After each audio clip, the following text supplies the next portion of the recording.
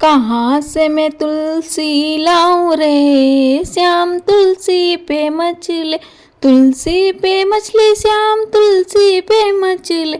कहाँ से मैं तुलसी लाऊं रे श्याम, तुलसी पे मचले। तुलसी को देखा मैंने भोले के अंगना, तुलसी को देखा मैंने भोले के अंगना। पार्वती तोड़न न देवे श्याम, तुलसी पे मचले। पार्वती तोड़न न देवे श्याम, तुलसी पे मचले। सभी को जय श्री राम। हमारे चैनल मिस वैष्णव में आपका हार्दिक स्वागत है। आज हम कार्तिक महात्म्य के चौथे अध्याय का श्रवण करेंगे।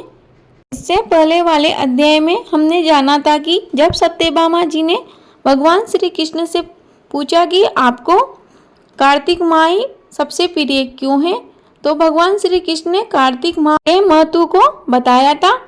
आपने अभी तक पिछले अध्याय का श्रवण नहीं किया है तो आप हमारे चैनल पर जाकर श्रवण कर सकते हैं। अब मैं सभी देवताओं का स्मरण कर उन्हें प्रणाम करके कार्तिक महात्म्य के चौथे अध्याय का शुरू करती हूँ। नारद जी बोले, ऐसा कहकर विष्णु भगवान एक मछली का रूप धारण कर विंध्याचलवासी कश्यप की अंजलि में अवतरित हुए। उस मछली पर दया करके मुनि ने उसको कमंडल में डाल लिया।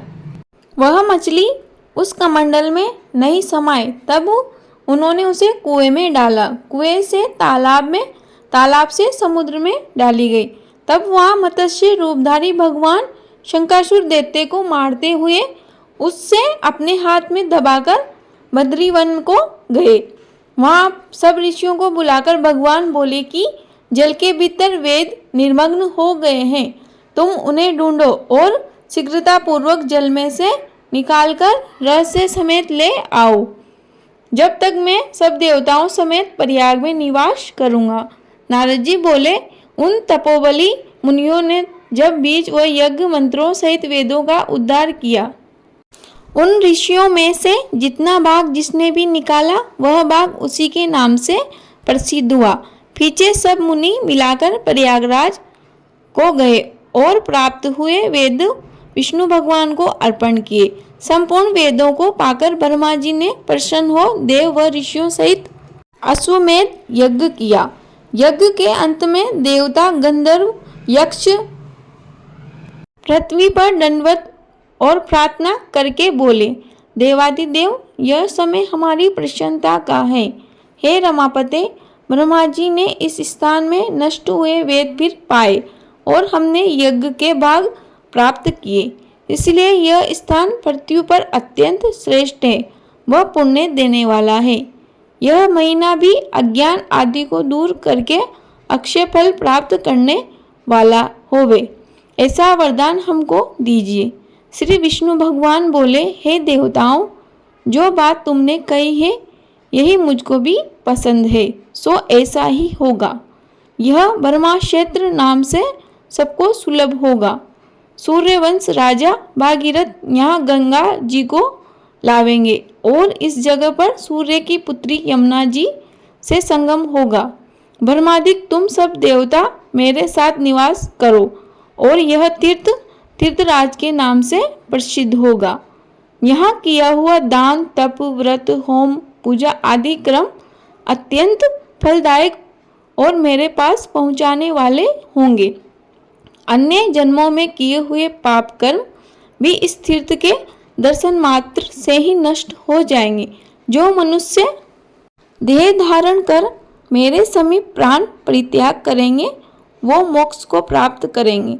जो मनुष्य अपने पितरों का यहाँ श्राद्ध करेंगे उनके पितृगण मेरे स्वरूप को धारण करेंगे। यह काल भी मनुष्यों को पुण्य देने वाला होवेगा। माघ मास में मकर संक्रांति को प्रातःकाल स्नान करने से यहाँ पर संपूर्ण पाप नष्ट हो जाते हैं। जैसे सूर्य के अंधेरे का नाश हो जाता है, उनको मैं सालोक के समीप व स्वरूप पे इन 3 प्रकार की मुक्ति क्रम से देता हूँ। हे मुनीश्वरों, मैं सर्वज्ञ रूप से बद्रीवन में सदैव निवास करता हूँ। जो फल अन्य तीर्थों में 100 वर्ष में मिलता है वह तुमको वहाँ एक दिन में भी प्राप्त हो जाएगा। उस स्थान के दर्शन करने वाले मनुष्य जीवन मुक्त हो जाते हैं, उन्हें कोई भी पाप नहीं लगता। नारद जी बोले, हे प्रभु, देवता लोग ऐसा कहकर ब्रह्मा जी सहित वहीं अंतर्ध्यान हो गए और इंद्रादिक देवता अपने हंसों से वहाँ स्थित रहकर अंतर्ध्यान हो गए। जो मनुष्य शुद्ध चित्त से इस पवित्र कथा को सुनते हैं उनको प्रयागराज और बद्रीवन जाने का फल मिलता है। बोलो प्रयागराज महाराज की जय। बोलो समस्त वेद और पुराणों की जय। बोलो समस्त देवताओं की जय। दोस्तों, कार्तिक मातम्य का चौथा अध्याय यहीं समाप्त होता है। आपने अभी तक चैनल को सब्सक्राइब नहीं किया हो तो प्लीज़ चैनल को सब्सक्राइब कर लीजिए। आपका दिन शुभ हो। धन्यवाद।